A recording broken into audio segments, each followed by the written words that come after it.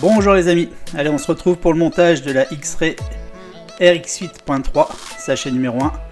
Donc on retrouve l'arbre rigide, donc il a été réduit en largeur, percé, on réduit les masses tournantes, donc c'est plutôt pas mal. Donc dans chacun des sachets du montage, on retrouve le nom de la personne qui a mis en sachet.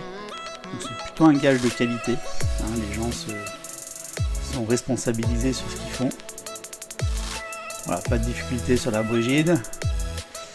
La poulie de la roue libre, donc sur le flasque un ergot, sur la poulie une encoche.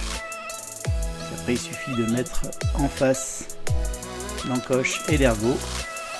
Ça va simplement éviter que le flasque vienne tourner. C'est plutôt pas mal. On retrouve ce système sur tous les flasques livrés. Donc un clips sur la roue libre. Pensez qu'il y a bien un sens de montage sur les clips. L'arrondi va vers l'extérieur. Allez, on ouvre le sachet numéro 2, on va s'attaquer au train arrière.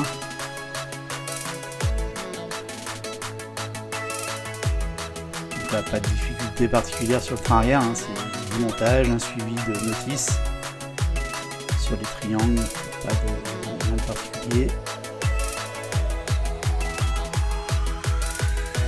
A noter que les triangles arrière sont interchangeables, droite et gauche. Donc sur cette partie, j'ai fini de monter les extensions d'amortisseurs.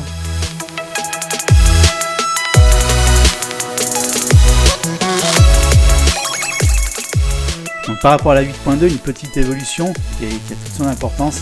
Il y a un filetage pour la petite vis de l'amortisseur, c'est plutôt sympa. Voilà, c'était le petit truc qui manquait sur ce support alu. C'est réglé avec la 8.3. Là on monte les boules, donc pensez à bien... il faut que la boule soit vraiment très libre. Pas de jeu latéral et un degré de liberté maximal. Juste son poids doit la faire tomber. Un seul sachet pour l'ensemble des roulements. Un kit roulement pour l'ensemble de la voiture. N'oubliez pas de huiler les roulements. Important, ils sont huilés, mais moi je vous conseille vivement de les huiler. Alors j'utilise l'huile Ultimate, je vous mettrai la référence dans les commentaires. Elle est super bien, franchement je l'utilise depuis quelques temps et j'en suis très très content. Allez c'est parti, on monte là. Donc les attaches de roue, donc pas trop de difficulté, un ressort, une encoche sur l'attache de roue. Voilà pour le montage, c'est assez simple, surtout pour les arrières, elles sont assez longues. Voilà, pas de difficulté, j'utilise un tournevis de 2. Ça me permet d'aligner l'attache de roue et l'axe de roue.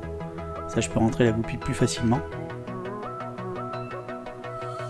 Donc, à pas oublier une petite vis qui permet d'aller fixer, de maintenir en position la goupille.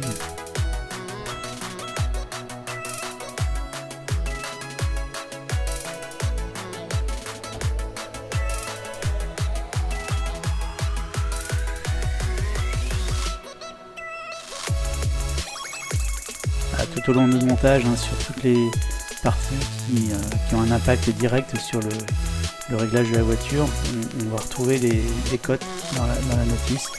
Donc moi je vous invite à respecter ces cotes, ça vous donne le setup de base. Quand on va passer la voiture au banc plus tard, ça sera assez simple. Voilà la pièce maîtresse, le châssis, donc les fraisages sont juste parfaits. Moi j'adore cette pièce, franchement je la trouve vraiment très belle. Toujours un plaisir d'en avoir une neuve dans les mains. Allez, on s'attaque maintenant à la cellule arrière. C'est le bag numéro 3. Donc le support de disque, lui aussi a été allégé. Donc pareil, dans l'esprit de réduire le poids des masses tournantes.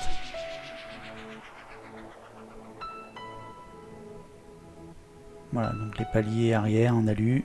Rien de changé, si ce n'est la couleur. La modélisation qui est passée de orange à noir. Donne un nouvel effet sur la voiture plutôt sympa, il faut s'habituer.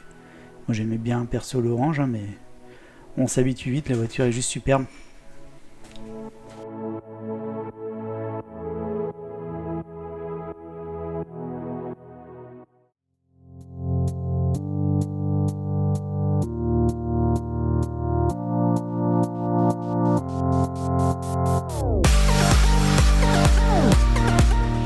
Pensez à bien regarder la notice, il y a des repères sur les pièces, Notamment là, les deux petits trous sont sur les extérieurs. Voilà, le setup de base, hein, on est milieu sur les points d'ancrage des triangles inférieurs, arrière. Donc je graisse bien évidemment les goupilles de cardan.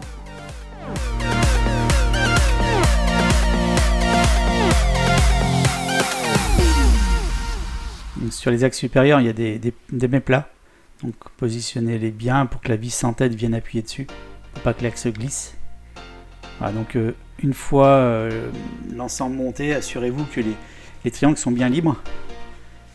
Alors, on s'attaque maintenant aux plaquettes de frein. Donc moi je les colle à la cyano, hein, ni plus ni moins. Pareil, c'est un sens à respecter. Donc, ça c'est bien indiqué dans la notice.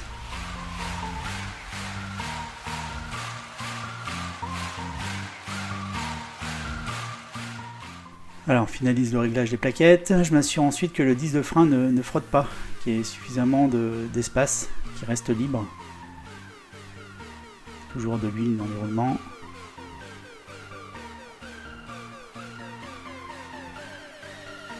Voilà, l'entraîneur, le support de disque arrière, donc le clips, le gros clips.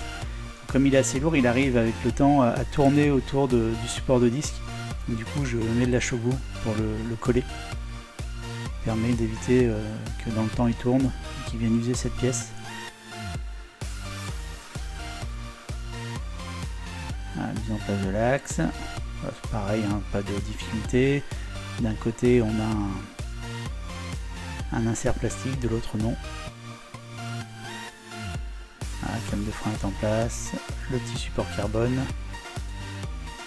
Support carbone qu'on n'utilise pas tout le temps. Quand il y a peu de grippe, on arrive à l'enlever.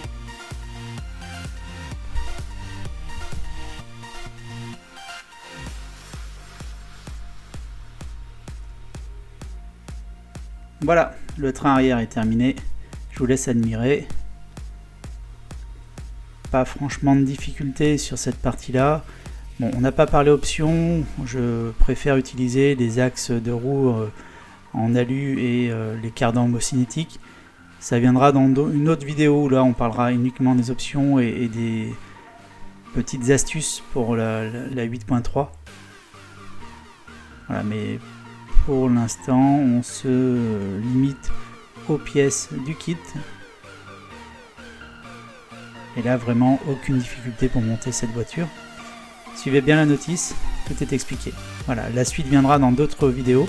Donc si vous avez apprécié, n'oubliez pas de liker la vidéo, de vous abonner à la chaîne de Maxime.